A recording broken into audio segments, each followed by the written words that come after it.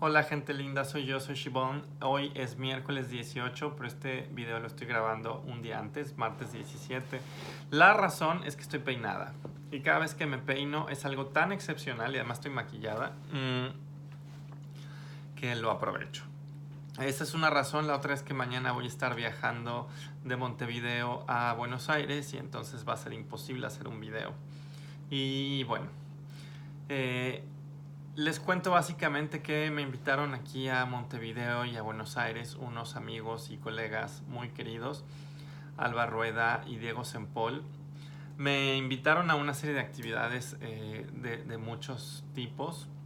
Me invitaron a hablar en el Ministerio de Desarrollo de aquí de Uruguay para un poco hablar sobre el tema de infancias trans. Uruguay ha hecho muchísimo. Eh, Probablemente tenemos más cosas que aprender de Uruguay de las que podemos compartir con Uruguay.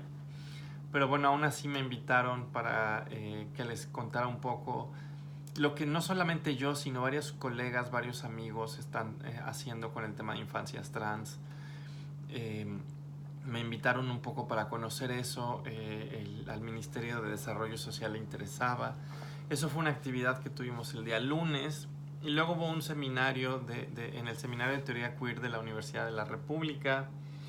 Me invitaron básicamente a presentar mi trabajo de los últimos años. Hablé de lo que he estado trabajando. Presenté de alguna manera indirecta el libro que edité con mi amiga Alba Pons. Y aquí hay que distinguir a las Albas. Alba Pons es mi amiga española que está ahorita en México. Y la que me invitó es Alba Rueda, que es esta amiga trans argentina, ¿no?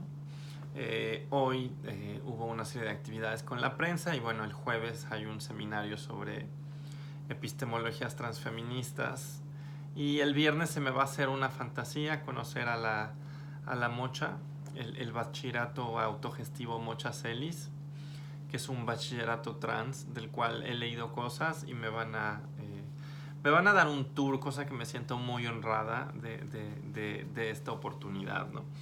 Entonces básicamente vine a una semana de trabajo, pero también a pasármela bien. Hoy de hecho nos escapamos de la agenda de trabajo, la querida Alba Rueda y yo, y nos fuimos a un viñedo. Y nos pusimos un poco ebrias con el vino uruguayo, pero no podíamos perder eso, porque además había unas uvas que yo nunca he probado, como la uva Tanat, que es un vino tinto, y el albariño, que es una uva blanca de vino blanco, que tampoco había probado nunca. Y como, bueno, soy una borracha profesional, pues qué mejor oportunidad. Entonces estábamos un poco ebrias a las 11 de la mañana. Estábamos muertas de risa. La verdad es que ha sido un viaje muy bonito, ¿no? Eh, lo que me trajo no solamente era, digamos, presentar mi trabajo, sino también conocer a los sujetos que están, a los sujetos políticos que están trabajando en esta parte, ¿no?, de América Latina. Y lo pongo así porque no nada más es conocer a estos amigos, ¿no?, sino también ver qué se está haciendo con el sujeto trans, qué está haciendo el sujeto trans.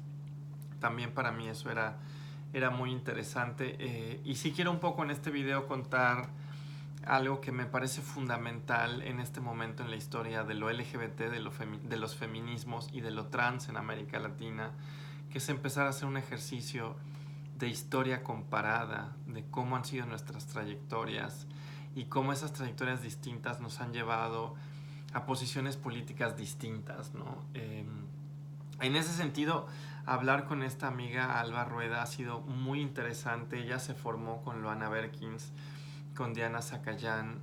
Eh, para quien no ubique a Loana Berkins, pues probablemente fue no solo la gran activista travesti de la Argentina, que luchó en contra de las razzias, de la persecución policíaca, del estigma, sino que logró crear una serie de vínculos con los feminismos. De hecho, fue muy cercana a Diana Mafia, que es una feminista icónica, histórica de Argentina. Y Loana Berkins fue una persona muy reconocida y muy respetada en Argentina. Eh, yo creo que es una de las pensadoras clave, ¿no? Yo no, admito que no conozco mucho el trabajo de Loana Berkins, eh, lo cual me da un poco de vergüenza, pero también la razón por la que vengo es porque esta deformación personal y profesional de mirar al norte, quizás es algo bueno, no quizás, es algo que hay que combatir, mirar lo que estamos haciendo en otras partes de América Latina. Y yo estoy en un proceso de tratar de combatir mis propios sesgos personales que son fuertes, que son poderosos.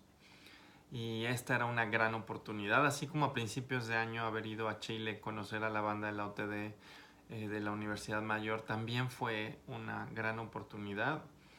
Ahora venir acá a Montevideo y luego a Buenos Aires es una gran cosa, ¿no? El trabajo de Alba Rueda es realmente un trabajo muy bonito. Ella trabaja con movimientos sociales trans. Ella ha sido docente en el bachillerato autogestivo trans, el de la Mocha Celis. Ella ha escrito textos acerca de la importancia de combinar el pensamiento decolonial y que el feminismo decolonial reconozca al sujeto trans. Eh, Hablando con ella ha sido muy formativo. Yo, por ejemplo, le preguntaba cómo es la relación con los feminismos aquí en Argentina, bueno, allí en Argentina. Y una de las cosas que me decía es que la figura de Loana Berkins y de Diana Zacayán fueron dos figuras muy respetadas tanto dentro de lo trans como dentro de los feminismos. Y que cuando ambas mueren, una de Diana asesinada, ella decía, bueno, eso convocó a los feminismos y a los activismos trans y de alguna manera creó un clima político de mucha unidad. Y eso me parecía muy interesante en este ejercicio de hacer historias comparadas, de por qué algunas partes de América Latina, por ejemplo Colombia, que hace un año y medio una activista trans colombiana, Nikita, decía que en Colombia el movimiento LGBT, de hecho decía él, el movimiento feminista va por su lado, el LGBT va por su lado y el trans va por su lado. Y era muy interesante escuchar que en Colombia eran tres movimientos que no iban juntos. Y escuchar ahora a Alba que me decía eso, dice, van juntos. No siempre van juntos, pero por lo menos la figura de Loana, de Diana, sí hicieron que nos convocáramos en un movimiento donde reconocíamos que compartíamos luchas, que compartíamos exigencias, demandas. Y me parecía muy interesante, como ella decía, incluso cómo se convocó a los feminismos en general eh, con estas dos pérdidas, ¿no? Que este fue un evento muy importante para entender la relación entre lo trans y los feminismos en Argentina. Me parecía muy interesante escucharla. No deja de ser el caso que hay tensiones, que hay fricciones. Llegan ya discursos de ciertos feminismos que no son pro-trans. Dice, pero la impronta que dejaron Loana y Diana fue muy fuerte, ¿no? Y así como escuchaba, por ejemplo, las impresiones de Alba sobre Argentina, también Diego Sempol, de aquí de la Universidad de la República, aquí sí de Montevideo. He de decir que yo no lo conocía, fue un gusto conocerlo, ha sido una muy grata experiencia. Él tiene una historia del movimiento LGBT aquí en Montevideo, que yo la verdad no he leído, me encantaría leer su libro, pero él fue fundador de un grupo que es Ovejas Negras y tuve la oportunidad de conocer a parte de este grupo. Y este grupo fue y sigue siendo uno de los grupos de intelectuales, de activistas, de universitarios, que convoca la marcha de la diversidad. Y una de las cosas que me decían es que aquí la marcha de la diversidad no solo es diversidad sexogenérica, que precisamente porque hay una población mucho menor a otros países, lo que hizo el movimiento LGBT uruguayo fue convocar alianzas con los afro-uruguayos, con otros movimientos de la sociedad, con otros movimientos para articular una especie de movimiento de la diversidad post-identitario, donde hay diversidad sexual, diversidad racial, reivindicaciones sindicales, reivindicaciones obrero-populares, y que esto es una cosa muy específica del movimiento de la diversidad sexual y en general de este movimiento del Uruguay. Y él fue uno de los actores clave en construir este movimiento. Es en ese sentido, es un activista, es un académico, es un pensador. Eh, y además es un tipazo. Me trató muy bien en su casa. Yo estaba un poco ebria, entonces trataba de tener una conversación elocuente. No sé si lo conseguí, pero me sentí muy bien recibida. Eh, me gustó entender cómo aquí se había configurado un movimiento bajo otras dinámicas. En México creo que nunca lo logramos, no porque no se intentara, me queda claro que el FAR lo intentó, eh, pero los colectivos comunistas mexicanos pues no, salvo el PRT, no se prestaron a ello. Eh, Nunca se logró esa gran alianza. Alguien puede decir, bueno, los zapatismos lo intentaron en el 90 y tantos. Pues sí, pero eso fue ya 20 años después, ¿no? Y creo que nunca se logró este gran movimiento de diversidades como el que me cuentan que tienen aquí en Uruguay. Me parece una cosa muy interesante que la marcha de la diversidad sea en septiembre, eh, y que no sea solamente una marcha de diversidad sexual, que sea la marcha de las diversidades, porque esta es una marcha interseccional. Eso me pareció fascinante, conocer eso, escucharlo. Eh, También tuve la oportunidad de conocer a una chica trans que trabaja aquí en el Ministerio de Desarrollo. Les decía que me invitaron a dar una charla en el Ministerio de Desarrollo sobre temas de infancia trans, lo que estamos haciendo en México. En realidad lo que están haciendo en Uruguay es una cuestión impresionante. Esta chica que me recibió en el Ministerio de Desarrollo, Josefina, fue una persona que estuvo ahora sí que duro y dale con este pañuelo amarillo, la ley integral de identidad de género de Uruguay, que verdaderamente es impresionante. Yo había leído a la distancia eh, sobre esta ley, había seguido esta posibilidad de que fuera votada en contra en un plebiscito que se hizo hace poco. Pero es una ley que no solo contempla cuestiones de identidad de género, de reconocimiento legal, sino que tiene cuestiones que ver con educación, con empleo, con seguridad social. Hay vivienda preferente para personas trans, hay acompañamiento en espacios médicos, hay cuestiones que tienen que ver con educación. Verdaderamente la ley que hicieron está a años luz de todo lo que podamos encontrar en otras partes de América Latina.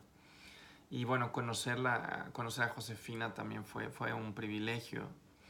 Eh, y ver, por ejemplo, que precisamente esta especificidad del Uruguay de tener movimientos tan interseccionales también ha creado un feminismo donde me miran hasta con sorpresa cuando les digo que en otras partes del continente, como Colombia, como México, en menor medida, bueno, no en menor medida, también Chile, eh,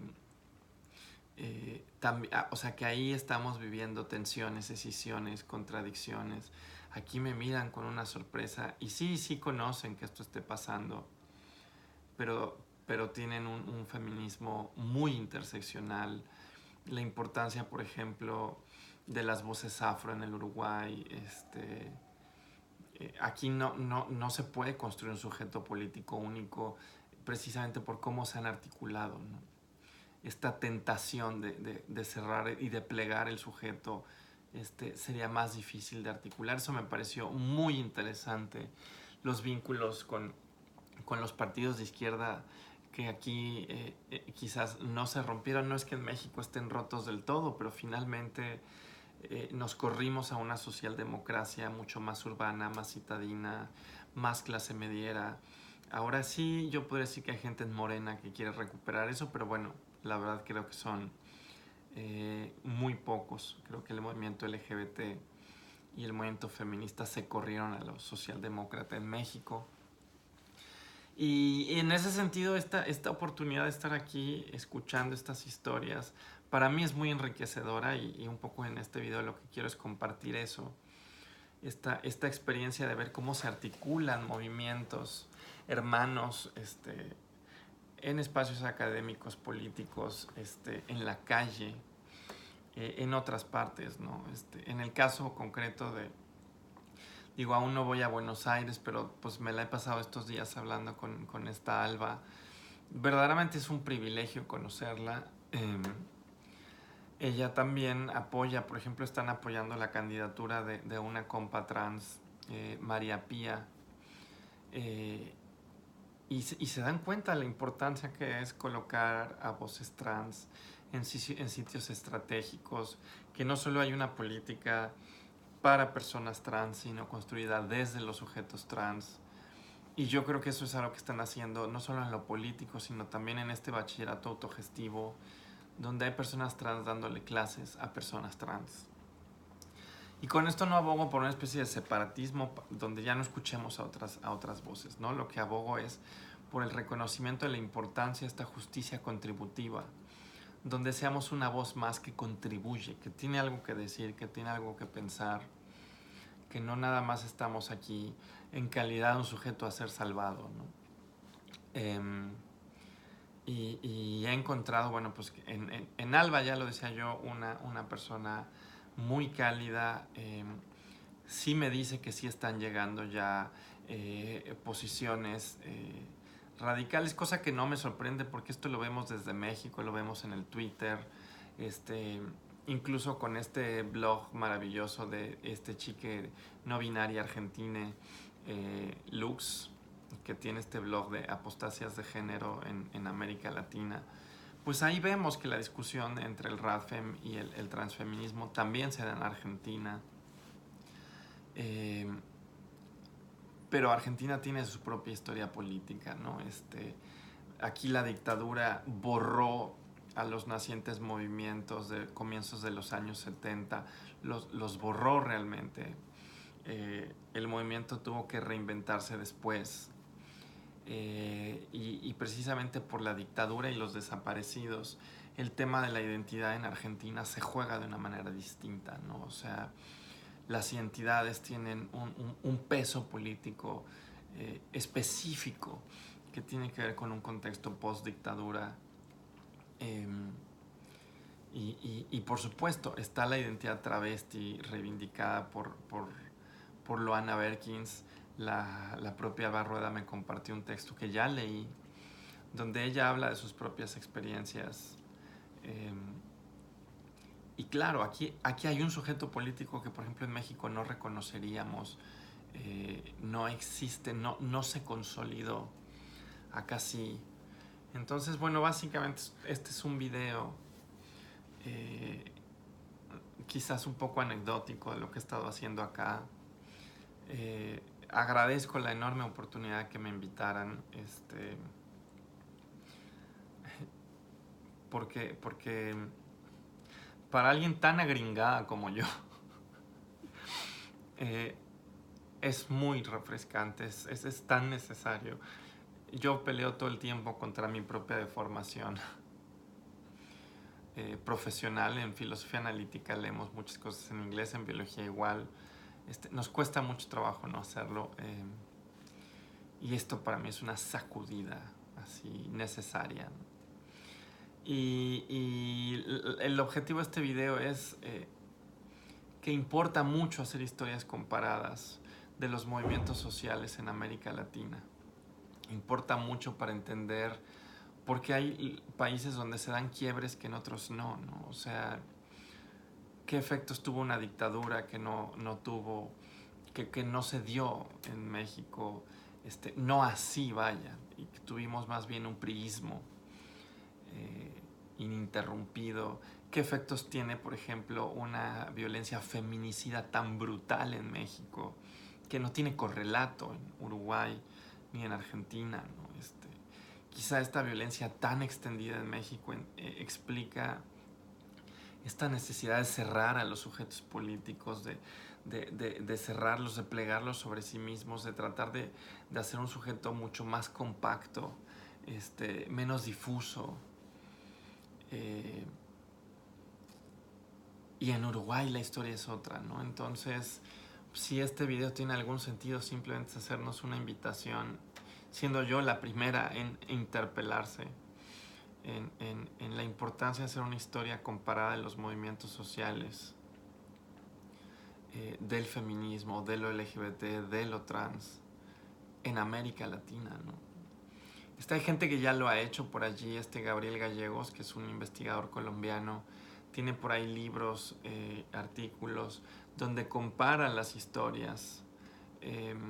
No es el único, creo que no me acuerdo si Héctor Salinas también, de México, que hacen una comparación de la historia de los movimientos LGBT, pero quizás sería súper interesante no hacer el corte en lo LGBT, ¿no? Sino hacer una historia comparada de cómo los feminismos, lo LGBT y los otros movimientos sociales se han ido hilvanando en América Latina, ¿no? Porque lo que me queda muy claro es que si tú haces el recorte en el sujeto LGBT, ya no vas a ver lo que pasó con los feminismos, con los partidos políticos, con los movimientos obreros, con los movimientos de reivindicaciones étnicas, raciales, y entonces ya no entiendes, ¿no? Y quizás es algo que tendríamos que hacer. Ahora sí que mi proyecto de algo que haré en 20 años cuando deje un poco mi analfabetismo regional, ¿no?